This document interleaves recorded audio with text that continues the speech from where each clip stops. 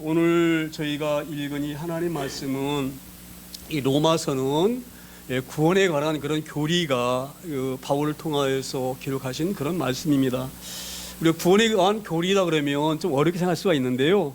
구원의 교리, 이게 어떤 의미냐면 구원이 어떤 것인가, 구원이 무엇인가 이것을 잘 설명하고 해석하는 그것을 우리가 이제 교리라 이렇게 우리가 얘기를 하는데, 오늘 이 로마서는 1장부터 끝까지 구원에 관한, 너희가 구원받은 백성이 어떻게 구원을 받았고 그럼 구원받은 백성은 어떻게 살아야 할 것인지 이거를 우리에게 설명해 주신 그런 책입니다. 그러면 우리가 이제 그럼 구원에 관한 의미를 잘 알아야 되는데, 구원에 관한 교리이기 때문에 그럼 구원이라고 하는 그 의미는 뭐냐? 구원이 의미는 이게 우리가 사전적으로 보게 되면 사람이 사망 가운데 있을 수가 있잖아요. 사망과 고통과 죄에서 건진받는 것, 이게 구원이에요. 구원. 그게 구원이거든요.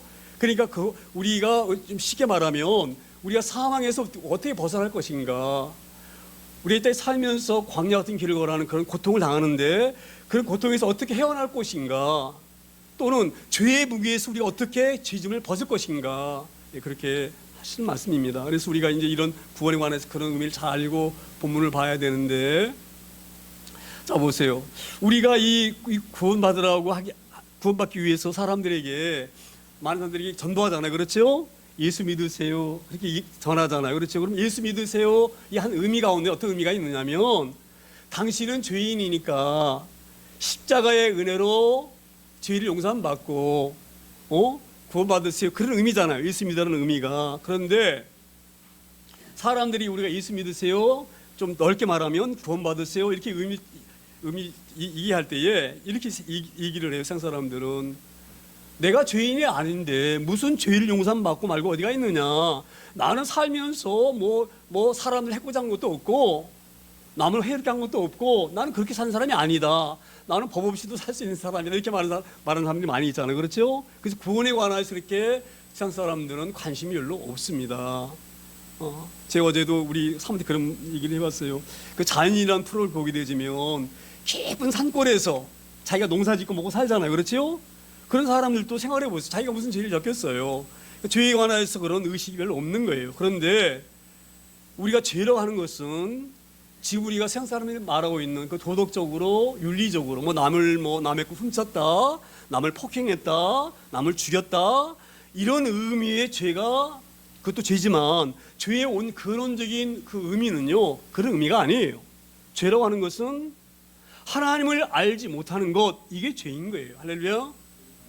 하나님을 알지 못하기 때문에 이 사람을 훔치기도 하고 폭행도 하고 살인도 하는 거예요. 그리고 왜 하나님을 알지 못해 죄이냐? 모든 마음을 지으신 이가 누구십니까?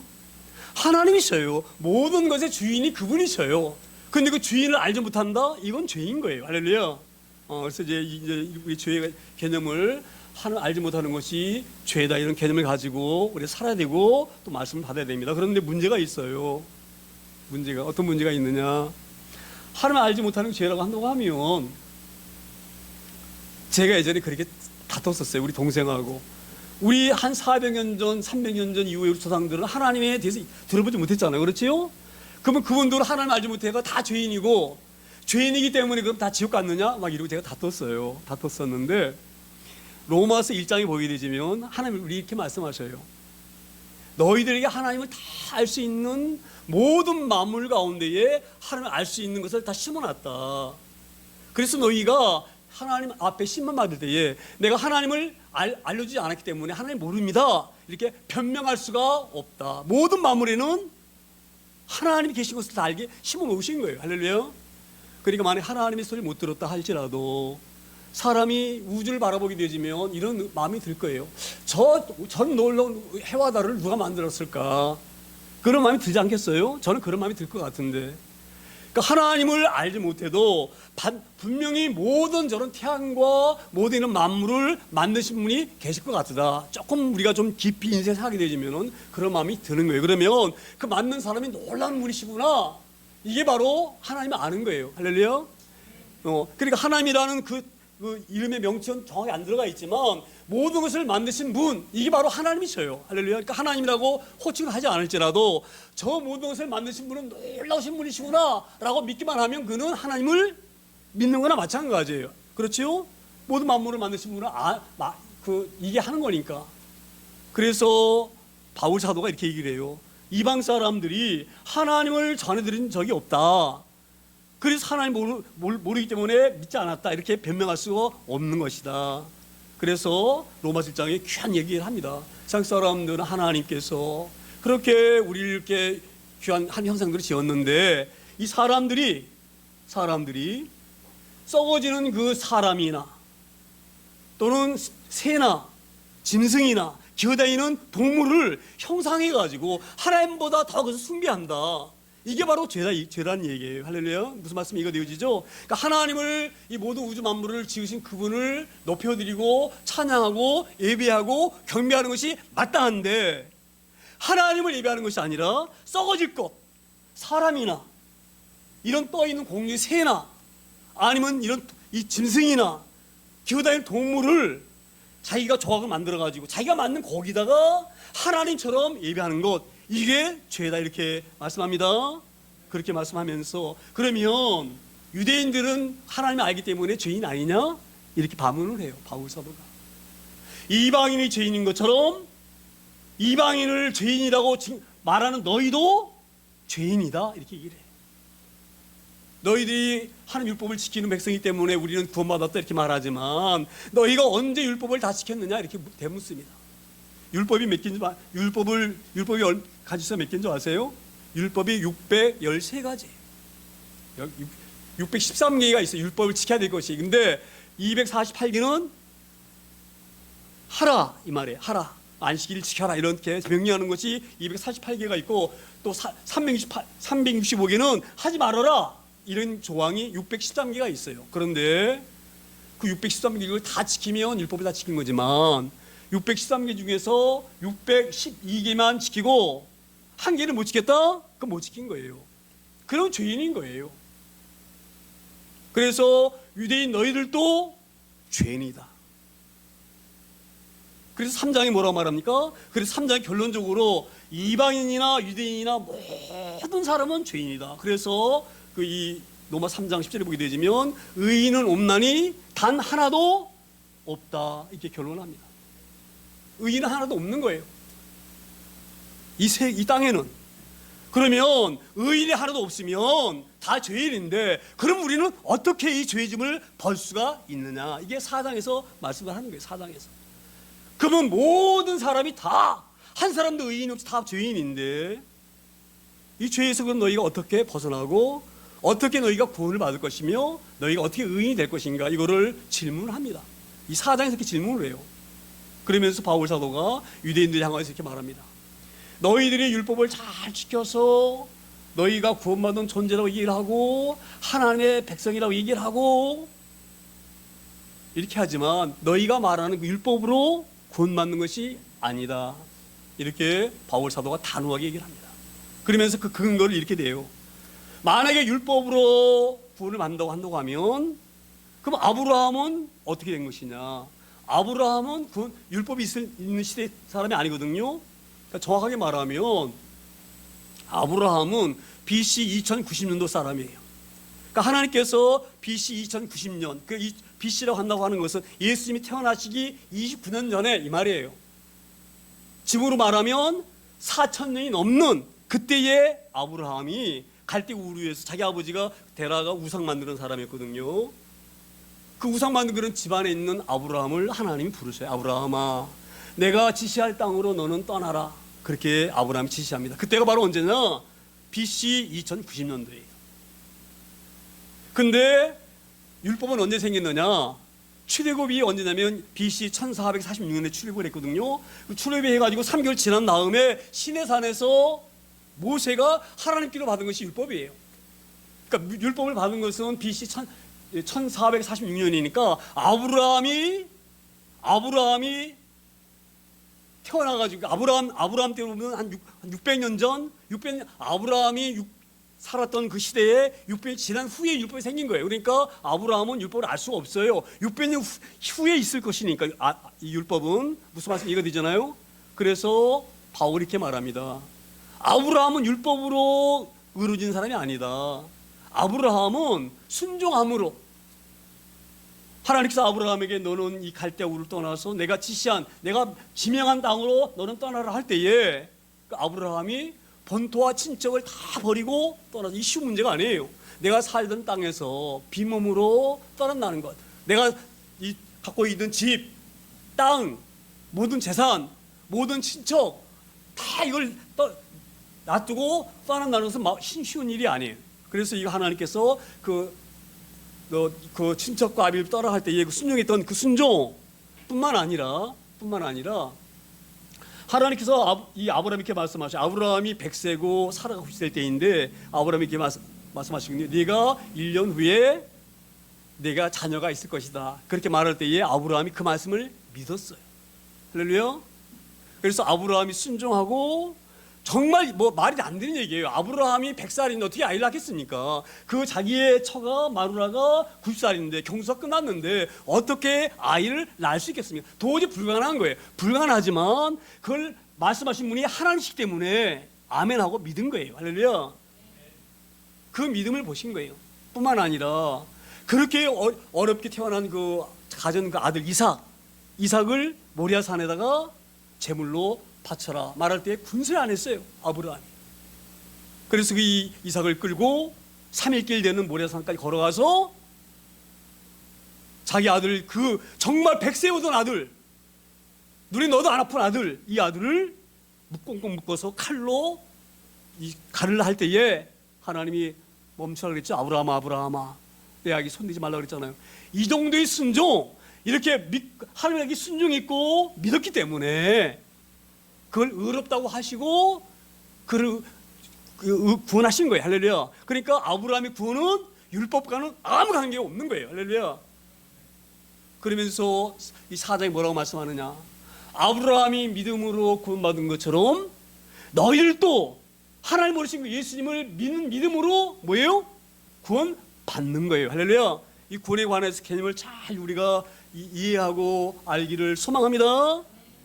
구원은 내가 하나님 뜻대로 온전히 살았기 때문에 내 행위로 얻는 게 아니에요. 아브라함처럼 믿어지지 않지만 어떻게 이삭을 낳을 수가 있습니까? 늙었는데.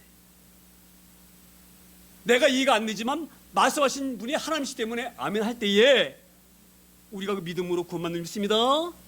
십자가도 마찬가지. 십자가 2000년 내에 있었던 그 십자가 그걸 본다 믿는다고 어떻게 우리 죄가 없어집니까? 근데 말씀하신 이가 누구예요? 하나님이셔요. 그래서 그걸 믿는 사람은 아브라함처럼 우리도 믿음으로 구원을 받는 거예요. 할렐루야. 오늘 그것을 우리가 그래서 로마서 1장, 2장, 3장, 4장을 제가 요약해 말씀드렸습니다. 그리고 오늘 5장이 시작되어지는 거예요. 그래서 5장이 뭐라고 시작되어집니까? 그러므로 우리가 믿음으로 의롭다 하심을 받았으니, 할렐루야. 우리 다 구원받았습니다. 십자가를 믿은 믿음으로 구원받은 거예요. 우리 주 예수 그리스도로 말미암아 하나님과 화평을 누리자. 예전에 우리 죄인이기 때문에 하나님을 부를 수도 없고요, 하나님께 찬양 드릴 수도 없었고요, 우리가 그런 존재였어요. 근데 우리의 죄를 주님께서 십자가에서 대신 짊어지심으로, 그래서 하나님께서 우리 너희는 죄가 없다고 말씀하심으로, 그 결정해 주심으로 우리가 의로워져서 그 걸어가서 하나님과 대화하고, 대화가 기도입니다. 하나님 우리가 기뻐서 찬양도 올려드리고 우리 이렇게 사는 저희들 믿습니다. 그래서 우리가 그러므로 우리가 믿음으로 의롭다 하심을 받았으니 우리 주 예수 그리스도로 말미암아 하나님과 화평을 누리자. 이제는 죄 때문에, 죄의 짐 때문에 힘들어하거나 어려워하지 말자 이 말이에요. 이 말씀을 잘 깨달을 소망합니다. 우리가 왜 힘듭니까? 왜 우리 마음에 평화가 없습니까? 저는 그렇게 생각합니다. 죄의 뿌리가 있으면 절대 아무리 그가 돈이 많은 사람일지라도, 아무리 그가 높은 명예를 갖고 있을지라도 그는 마음이 편한 사람이 아니에요. 왜 그렇습니까? 마음 깊은 곳에 죽음이라는 것이 있기 때문에. 제가 언젠가도 그런 말씀을 드렸지만 전국사 할 때 제가 초등학교 3학년 때인데요, 제가 우리 할머니 돌아가신 걸 봤어요. 국민학교 1학년 때. 그래서 늘 내 마음속에 그 죽음이라는 것에 대해서 속임이 마음이 있는 거예요. 그래서 제가 언니가 하루는 잠이 안 오는 거예요. 왜 잠이 안 오냐면 죽음 때문에. 죽음이 얼마나 무서운지. 그래서 제가 죽으면 그 깜깜한 땅속에 들어가 있어야 될 터인데 얼마나 무서울까? 얼마나 무서울까? 내가 죽으면, 나는 죽으면 너무너무 무섭고 심심하니까 내 무덤 죽는 그 묻히는 그 속에다가 라디오 하나 넣어달라 그래야지. 라디오. 근데 그 라디오가 약이 끊어지면 어떻게 하지? 소리가 안 날 텐데. 그럼 나를 집 가까운 데도 묻어달라 그래야지. 그래야 전기선으로 쭉 연결해가지고 계속 라디오가 나올 수 있도록. 그러면은 좀 안 무서울 거야? 이런 생각이 들었어요. 그 어린 나이에도 그런 마음이 있어요. 우리도요, 그걸 애써 잊고 살고 싶어요. 죽음의 두려움을 생각하고 싶지가 않아요. 그래서 우리가 어떻게 삽니까? 어디 가면 맛있게 먹고 살, 내 나를 즐겁게 할까? 내가 즐거워져가지고 그런 두려움을 없애버릴까? 어디 여행 가면 다 재밌는 걸 보고, 이 불안 마음을 떨쳐버릴까? 제가 오늘 이번에 우리 제주도 우리 아들들이 엄마 아빠 이제 저희 초대해가지고 여행시키게 된다고 초대했는데, 그 다니면서 제가 그날 이 애들한테 그런 얘기를 했어요. 마음이 기쁘지가 않아. 내가 할 일이 있는데 이걸 놔두고 왔어. 우리 애들한테 그런 얘기를 했어요. 우리가 예배를 시작하고 여행을 했어야 되는데 예배를 안 하고 여행을 했는데 한 그날 내가 마음이 너무 무거웠다. 봐도 즐겁지 않아. 그래서 이틀째 된 날은 예배 드리자. 하나님과 함께 하자니까 아무리 뭘 봐도 마음이 기쁘지 않다. 불안하다. 그래서 예배를 봤어요. 무슨 말씀인지 이해가 되시나요? 이 죄의 문제가 해결되지 않으면 결단 우리는 화평을 누릴 수 없어요. 이 구원이 이루어져야지만이 하나님과 화평을 누림으로 말미암아 진정한 평강과 기쁨이 우리 가운데 있는 거예요. 이 말씀 우리 잘 깨달을 소망합니다. 오늘 바울서 이거를 로마 교회에 강조하고 있는 거예요. 자, 우리가 이제 예수님을 믿는 믿음으로 의로워져서 구원받았으니 이제부터는 그렇게 우리가 사망에 매여서 죄에 매여서 살 필요가 없다. 화평을 하나님과 누리고 살자. 이 놀라운 복음을 선포한 줄 믿습니다.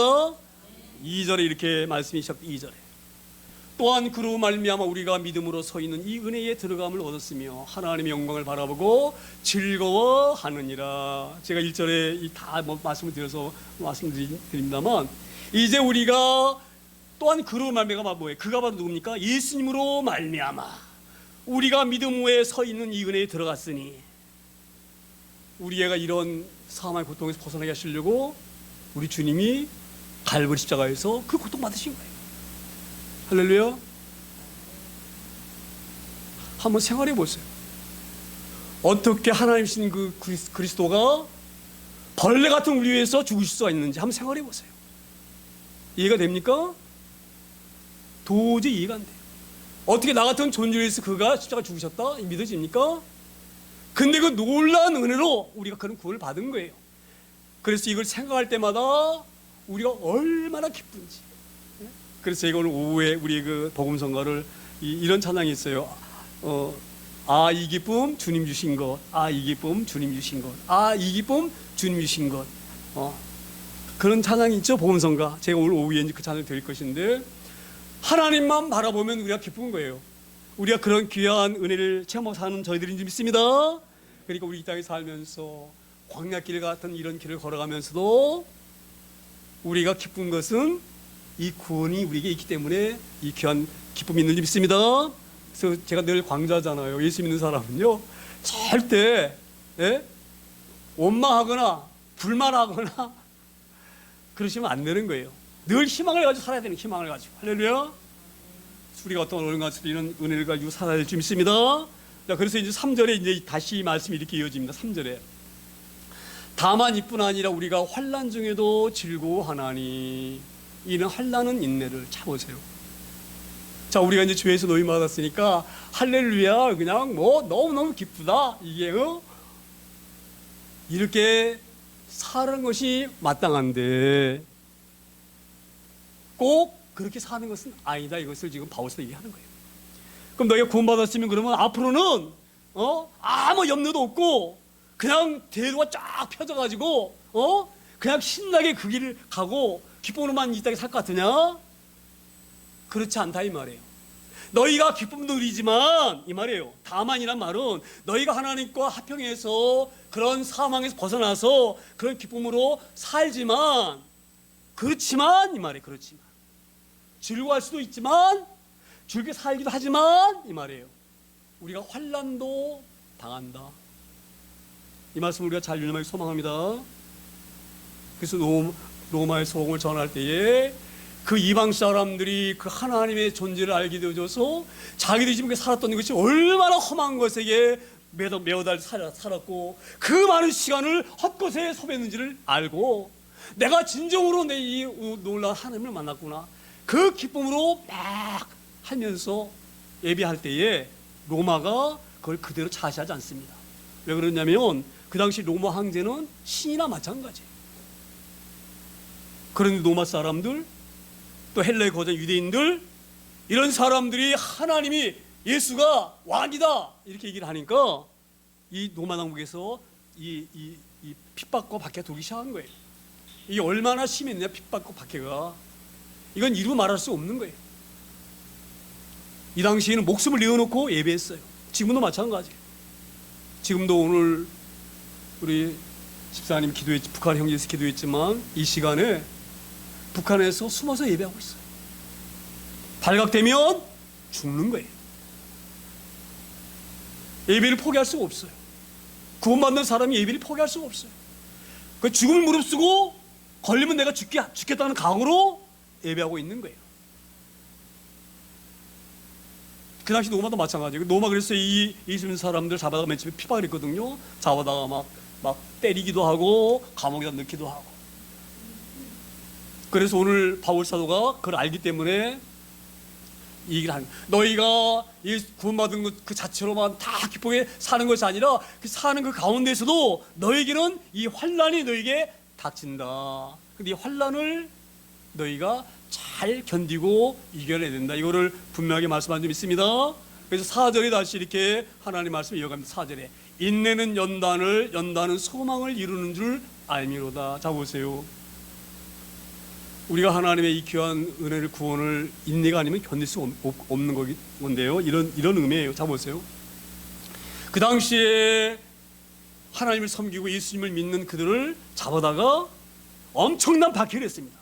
우리가 아주 상상할 수 없는 그런 박해를 그들이 가한 거예요. 지금처럼 이렇게 인권을 얘기하는 그런 시대가 아니에요. 그 시대는 잡아다가 막 그냥 사정없이 매질을 하고요. 살집에 뛰어나갈 정도로 매질을 당하고요.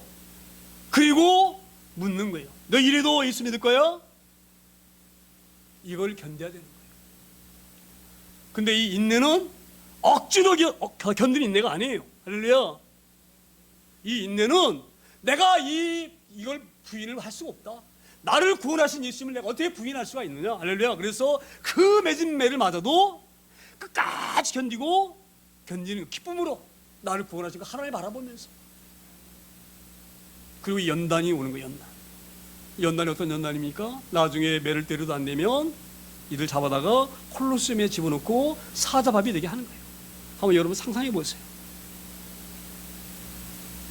이 환난을 그 하나님이 나를 구원하신 그 기쁨으로 인내하지 못하면 연단이 나올 수가 없고요. 연단이 나오지 않으면 콜로세움에 사자밥으로 집어넣을 때에 그때에 남 믿으니까 예수 안 믿을 테니까 살려주세요 이렇게 할 수가 있어요. 그런데 끝까지 그걸 견딥니다. 우리가 이런 신앙생활을 소망합니다. 그러니까 구원에 관하여서 우리가 확실하게 인지를 하고 확실하게 구원이 어떤 것인지를 알면 절대 이 구원은 버릴 수가 없고 놓칠 수가 없는 거예요. 우리가 이런 귀한 믿음을 소유할 수 있는 저희들이 소망합니다. 그렇게 그런 믿음을 소유하라고 오늘 귀한 말씀을 저희들에게 허락하시고 있게 하시고 보게 하시고 깨닫게 하신 줄 믿습니다. 그리고 이제 5절에 다시 이렇게 말씀합니다. 소망이 우리를 부끄럽게 하지 아니함은 우리에게 주신 성령으로 말미암아 하나님의 사랑이 우리 마음에 분바됨이니라. 제가 이 마음을 묵상하면서 이런 마음이 들었어요. 소망이 우리를 부끄럽게 하지 아니함. 소망이 우리를 부끄럽게 하지 아니함. 자 보세요.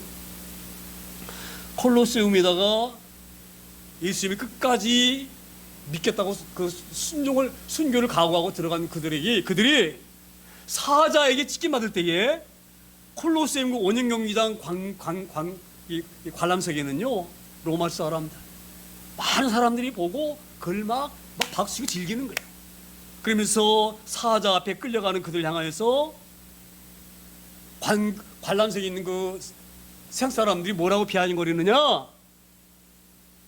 너희가 믿는 예수가 정말 전능하신 하나님이시고 너희가 믿는 하나님 전능자라고 한다고 하면 여기서 너희 한번 구원받아봐. 너희들 늘 입으로 얘기했잖아.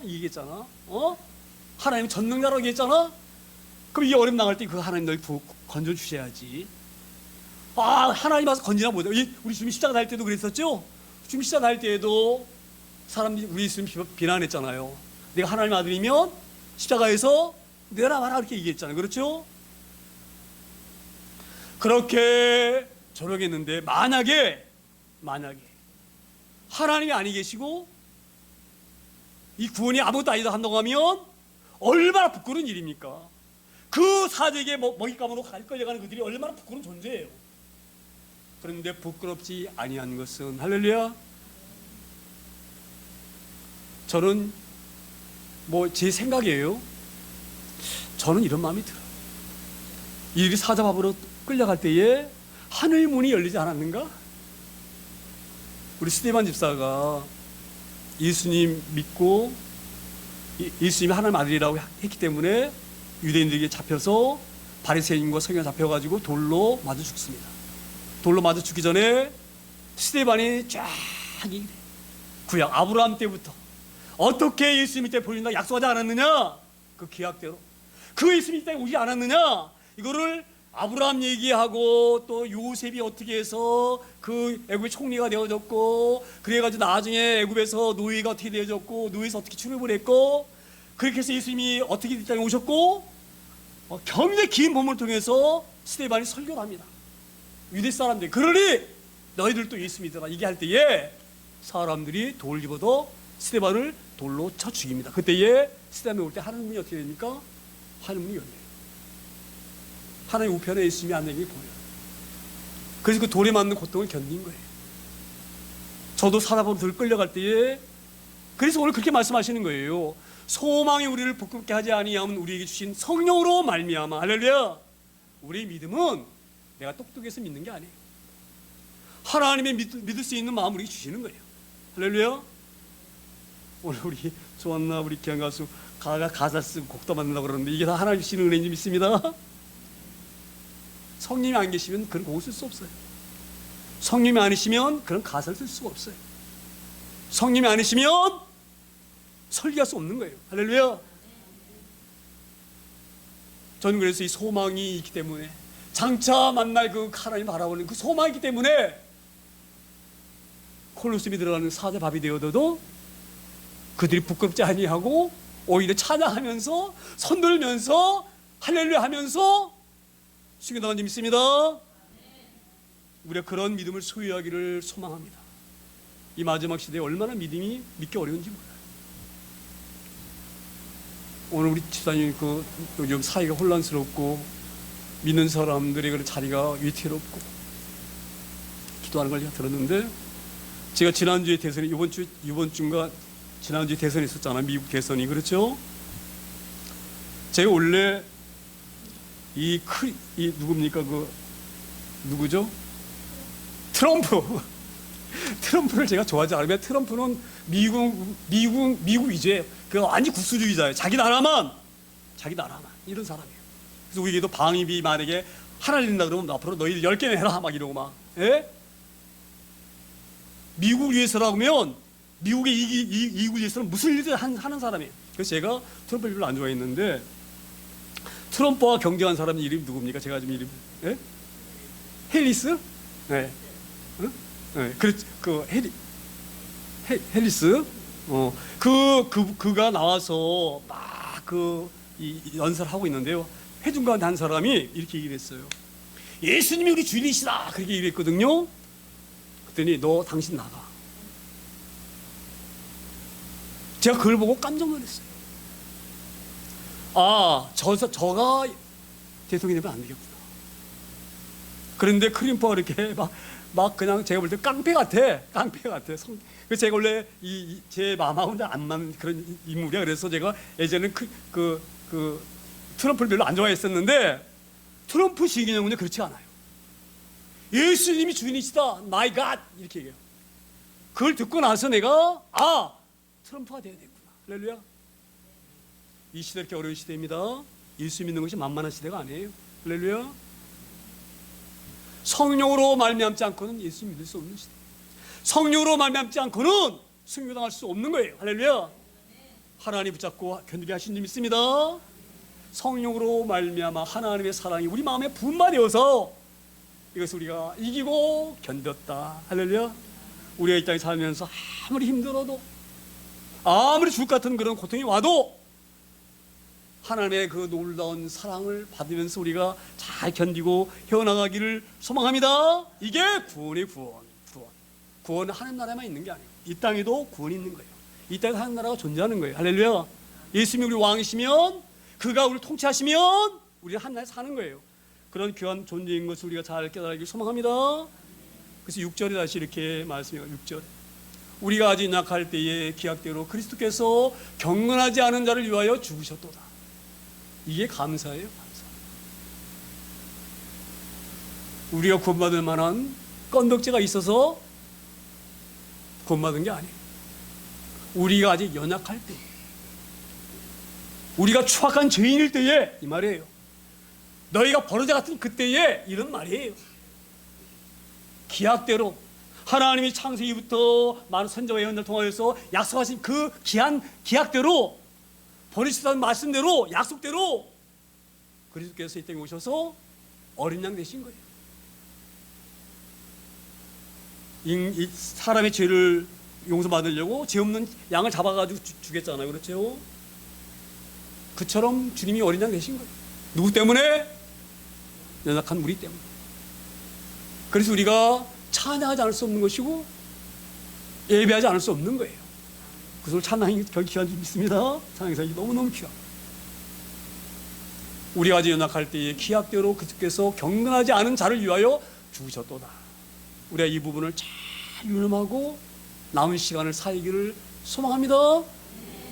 이 땅에 사는 우리 삶의 목적이 하나님 나라에 있어야 돼요. 하나님 나라. 그래야지만이 보람내는, 우리 하는 일이 다 보람내는 거예요. 어떤 일을 하든지. 그래서 오늘 이 부분을 보면서 우리가 남은 삶 우리가 어떻게 살릴 것인가, 바울이 그렇게 말하는 거예요. 바울이 이제 곧 이제 지금 이 3차이 끝날 무렵에 이 로마 교인들에게 이 편지를 쓰고 말씀한 것인데, 앞으로 너희가 장차당할 그 환난을 견뎌라. 그래서 그 환난을 견디려고 하면 환난은 인내를, 인내는 뭐예요? 연단은 소망을 이룹니다. 할렐루야.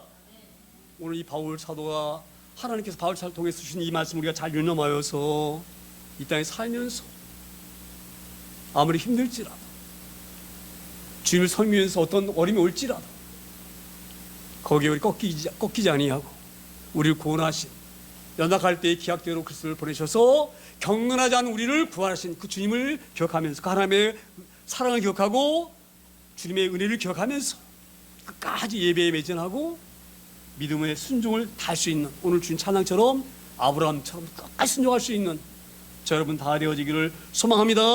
잠시 오늘 말씀을 붙들고 간직하게 통성으로 함께 기도합니다. 기도하면서 하나님, 우리가 이제 남은 삶을 나를 위해 사는 것이 아니라 나를 구원하신 주님을 위해서 하나님을 살 수 있는 그런 삶이 되게 해달라고 우리가 통성으로 함께 짧게 함께 합심으로 기도합니다.